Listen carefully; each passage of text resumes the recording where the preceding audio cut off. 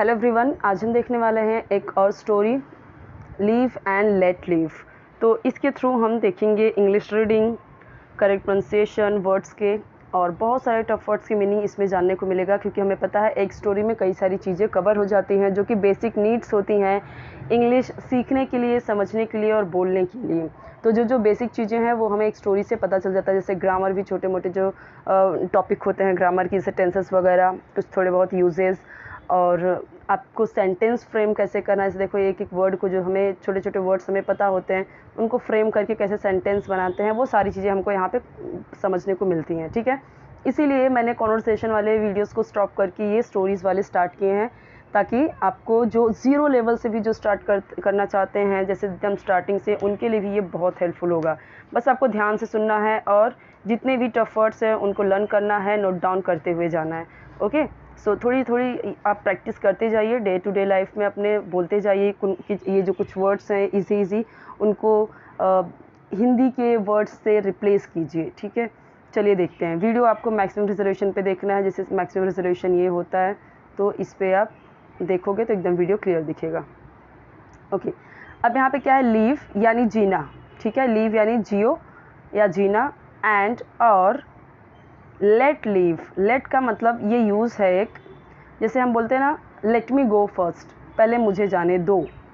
तो इस तरीके से जहाँ पे ये एक सेंटेंस में हिंदी में दो करके आता है, वहाँ पे हम लेट का यूज़ करते हैं। जैसे लेट मी फिनिश इट, मुझे फिनिश करने दो। ठीक है, मुझे ख़त्म करने दो ये काम। Okay, let me do my work, मुझे मेरा काम करने दो। वैसे ही यहाँ पे क्या है, लेट लीव, जीने दो। ठीक है, लीव एंड लेट लीव, जियो और जीने दो। चलिए अभी एक एक हम यहाँ पे वर्ड्स देखते हैं अच्छे से, और एक एक वर्ड्स को मैं एक्सप्लेन करूँगी, यानी वर्ड टू वर्ड एक्सप्लेनेशन है ये।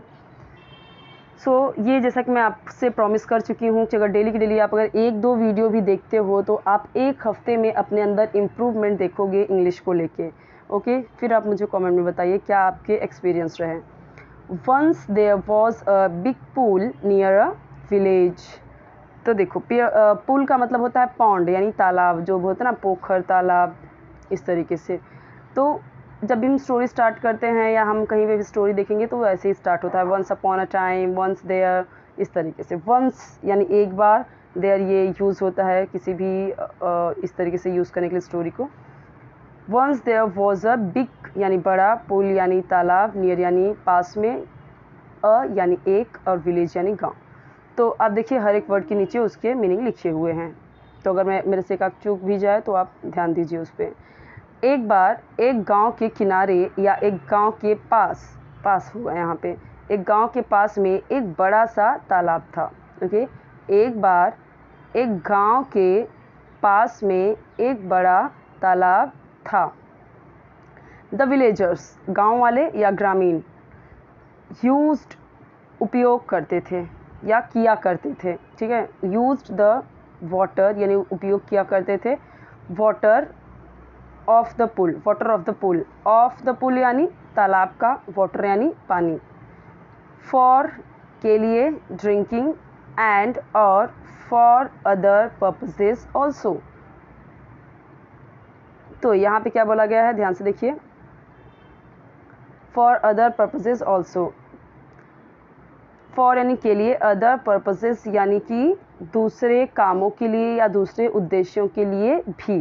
पर्पस का मतलब होता है उद्देश्य, ठीक है, या दूसरे और काम, इस तरीके से यहाँ पे दिया गया है। गांव वाले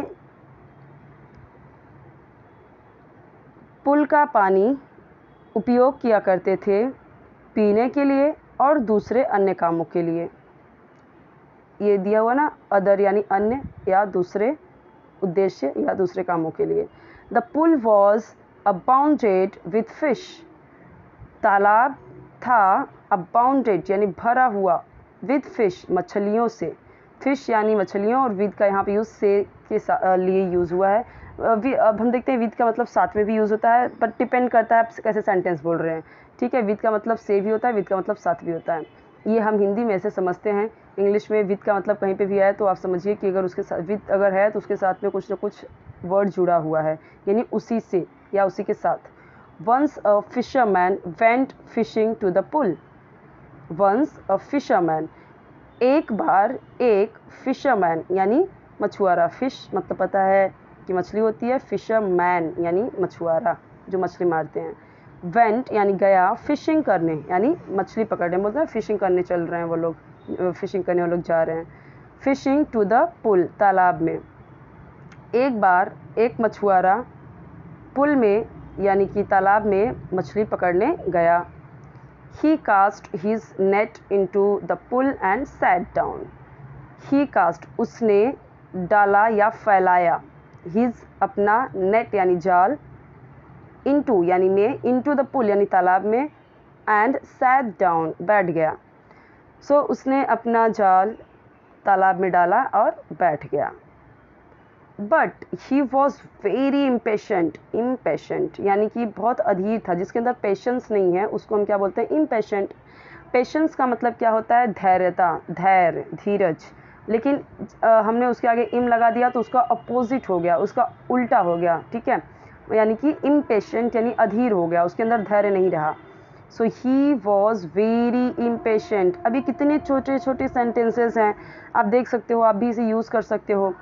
जैसे कोई बच्चा है किसी चीज़ के लिए कुछ कर रहा है, थोड़ा सा वो वेट नहीं कर रहा है, तो हम बोल सकते नहीं, you are very impatient boy, you are very impatient girl, ठीक है।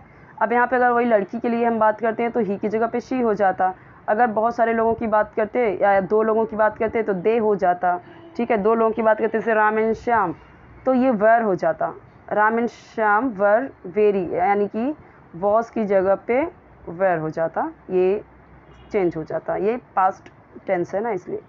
और जैसे कि यहाँ पे देखिए शी होता तब भी वॉज होता, लेकिन अगर दे होता THEY दे तो यहाँ पे भी वर हो जाता WERE, they were very impatient, यानी कि मैंने आपको बताया है आई के साथ शी, ही और कोई एक सिंगल नाम या कोई एक सिंगल यानी single person like boy girl, तो इसके साथ क्या आएगा, वॉज ही आएगा। लेकिन जैसे ही यू हो गया, वी हो गया, दे हो गया, ये सारी चीज़ें हैं, कुछ सीखते चलते हैं, दे हो गया, दो नाम हो गए, या फिर गर्ल्स यानी प्लूरल, बॉयज़, स्टूडेंट्स, तो इन सब के साथ क्या आ जाएगा यहाँ पे WERE, ठीक है, वर। चलिए आई होप कि आपको समझ आएगा। अब यहाँ से अलग मैं आपको थोड़ा सा सेंटेंसेस और भी बता देती हूँ ताकि आप सिर्फ इतने में ही सोच के ना रह जाइए कि इतने में चलो ये यूज़ होता है, तो अगर हम यहाँ पे कोई और सब्जेक्ट रहेगा तो क्या यूज़ करेंगे, इसलिए मैं आपको बता देती हूँ, कुछ टेंसेस की बातें हैं ग्रामर की। So he tied a long string to a small stone, अच्छा वो बहुत इम्पेशेंट था इसीलिए उसने बांधा एक लंबी रस्सी, टू अ स्मॉल स्टोन, एक छोटे से पत्थर से। उसने क्या किया, उसने एक लंबी सी स्ट्रिंग में एक छोटा सा पत्थर बांधा, then putting it into the pool, फिर इसने क्या किया, देन फिर या तब, पुटिंग इट इसे डाला, इनटू द पुल किसमें, तालाब में डाला। ही बिगैन टू स्टर का मतलब होता है कि जैसे कोई पानी में या किसी ऑब्जेक्ट में, जैसे मान लो एक गिलास पानी है तो उसमें हम जब चम्मच डालते हैं ना, चम्मच डाल के उस पानी को ऐसे मूव करते हैं, हिलाते हैं, तो उसको बोलते हैं स्टर करना, किसी चीज़ को मिलाना, या उस चीज़ में बोलते हैं ना जैसे शक्कर नीचे है तो बोलते हैं उसको हिला दो पानी से, चम्मच से वो मिक्स हो जाएगा, तो स्टर उसी को बोलते हैं कि वो पानी में डाल के फिर ऐसे ऐसे मूव करने लगा, स्टर करने लगा, यानी कि उस पत्थर को उस पानी में हिलाने लगा इस तरीके से, ठीक है, उसको बोलते हैं स्टर द वाटर को ऐसे हिलाने लगा। टू ड्राइव मोर फिश, ताकि फंस जाए अधिक मछलियाँ, इनटू हिज नेट, उसके नेट में ज़्यादा मछलियाँ फंस जाएं। तो यहाँ पे देखो, फिर उसने इसे, किसकी बात कर रहे हैं, जो उसने रस्सी में स्टोन बांधा था, उसने उसको क्या किया, इसे पुल में डाला और पानी को हिलाने लगा ताकि मछलियाँ अधिक से अधिक उसके जाल में फंस जाएं। अ विलेजर सॉ हिम, ये थोड़ा अलग अलग है, मैंने यहाँ पे देखो अंडरलाइन किया है, जो अलग है वो मिस प्रिंट है, मिस प्रिंटिंग मतलब कि इस तरीके से एक में मिक्स हो गया। विलेजर सॉ हिम, एक ग्रामीण ने उसे देखा, do so, a villager saw him do सो, यानी कि एक विलेजर ने उसको ऐसा करते हुए देखा। एंड आस्क्ड, और बोला, आस्क का मतलब होता है पूछा, बोला या फिर मांगा। इस तरीके से 3 तरीके से हम इसका यूज़ करते हैं, ठीक है, पूछा, बोला या मांगा। A villager saw him do so, एक विलेजर ने उसे ऐसा करते हुए देखा, एंड आस्क्ड, और पूछा, and asked him not to make the water muddy, उसने उसे कहा कि वो ऐसा मतलब वाटर को गंदा ना करे। मडी का मतलब होता है गंदा करना, okay. So a villager saw him do so and asked him not to make the water muddy. Not to make, not to make, ना करे, नॉट टू मेक का मतलब ना बनाए, ना करे, द वाटर मडी, पानी को गंदा। तो एक विलेजर ने उसे ऐसा करते हुए देखा और उसको बोला, आस्क्ड यानी कि उसको बोला, क्या बोला कि वो पानी को गंदा ना करे, उसको पानी गंदा करने के लिए नहीं बोला। But the fisherman didn't listen, लेकिन फिशरमैन ने, मछुआरे ने, listen to him, didn't listen to him, या डिडंट का मतलब नहीं, लिसन यानी सुना, टू हिम उसे या उसकी बातों को, and went on beating the water and making it dirty. And went on करता गया, क्या, बीटिंग यानी पीटता गया, द वाटर पानी को पीटता गया, एंड मेकिंग इट डर्टी और उसे गंदा कर दिया। पूरा देखते हैं। But the fisherman didn't listen to him, लेकिन फिशरमैन ने उसे उसकी नहीं सुनी या उसकी बात नहीं सुनी या मछुआरे को नहीं सुना। And went on beating the water, और पानी को वो पीटता गया, ठीक है, पानी को वो पीटता गया, एंड मेकिंग इट डर्टी, और इसे कैसा कर दिया, गंदा कर दिया, उसे गंदा बना दिया। मेकिंग का मतलब होता है बना दिया, बनाना या फिर करना उस चीज़ को, ठीक है, मेकिंग इट डर्टी। तो आप थोड़ा सा इंग्लिश के हिसाब से सोचिए, मैं आपको इसका हिंदी भी बताते जाती हूँ, लेकिन थोड़ा सा आपको इंग्लिश के हिसाब से ही सोचना पड़ेगा, क्योंकि हिंदी में हम उसको अपने तरीके से बनाते हैं। तो यहाँ पे आप थोड़ा सा इंग्लिश के हिसाब से समझिए कि अगर हम यहाँ पे देख रहे हैं कि फिशरमैन ने उसकी नहीं सुनी, अब जैसे अब यहाँ पे फिशरमैन की जगह पे मैं किसी का नाम ले सकती हूँ, but the Rohan didn't listen to the teacher, मैं हिम की जगह पे अगर टीचर कर दूँ, ठीक है, हिम की जगह पे मैं हर भी कर सकती हूँ लड़की के लिए अगर है तो, ओके, क्योंकि ये एक विलेजर था, आदमी था, तो इसके लिए यहाँ पे हिम यूज़ हुआ है। लेकिन यही विलेजर अगर एक वुमन होती, अ वुमन सॉ हिम यानी कि उस मछुआरे को देखा, तो ये वुमन अगर यहाँ पे होता तो यहाँ पे हर हो जाता ना, ये तो मैंने आपको हर बार बताया है।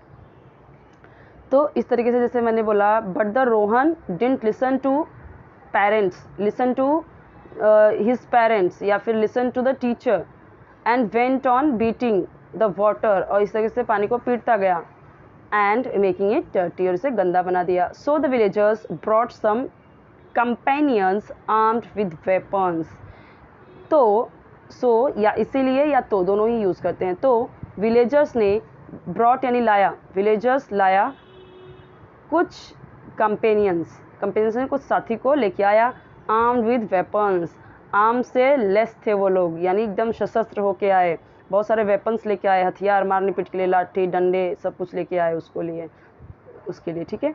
इसीलिए यहाँ पे क्या बोला गया है, सो द विलेजर्स ब्रॉट, विलेजर लाया, सम कंपेनियंस, कुछ कंपेनियंस कुछ साथी, आर्म्ड विद वेपन्स, हथियार से लेस होके, यानी हथियार से एकदम भर के, आर्म्ड का मतलब एकदम से हाथ में कई सारे वेपन्स हैं, उसको बोलते हैं लेस, ठीक है, एकदम बहुत सारे लिए हैं, तो उसको यानी यहाँ पे क्या समझ सकते हो कि बहुत सारे उनके पास हथियार है, वेपन्स है। वेपन्स में अब ऐसा नहीं गोला बारूद वो सारी चीज़ें नहीं, वेपन्स यानी लाठी डंडे, ये सारी चीज़ें, और भी कई सारी चीज़ें हो सकती हैं वेपन्स में, आप समझ सकते हो। So the villager brought some companions armed with weapons, companions का मतलब होता है फ्रेंड्स, साथी, कुछ लोग, ठीक है। सीइंग देम, उनको देखकर, सीइंग देम नॉर्मली हम ऐसे यूज़ करते हैं जब कई सारे लोगों को की बात करते हैं, सीइंग देम, तो सीइंग देम यानी कई सारे लोग हैं, इसके लिए उनके के लिए यूज़ हुआ है देम, बहुत सारे लोग हैं, सीइंग यानी देखकर, या okay. The fisherman got scared, fisherman डर गया, स्कैर्ड का मतलब होता है डरना, और गॉट यूज़ हुआ है यानी कि वो चीज़, गॉट यूजेज है एक, ठीक है। The fisherman got scared, got लगाया हुआ है यानी कि डरना होता है स्कैर का मतलब, और ईडी यूज़ हुआ है तो ये पास्ट हो गया, स्कैर्ड यानी डर गया। So the fisherman got scared, fisherman डर गया। Seeing them the fisherman got scared, उनको देखकर फिशरमैन डर गया।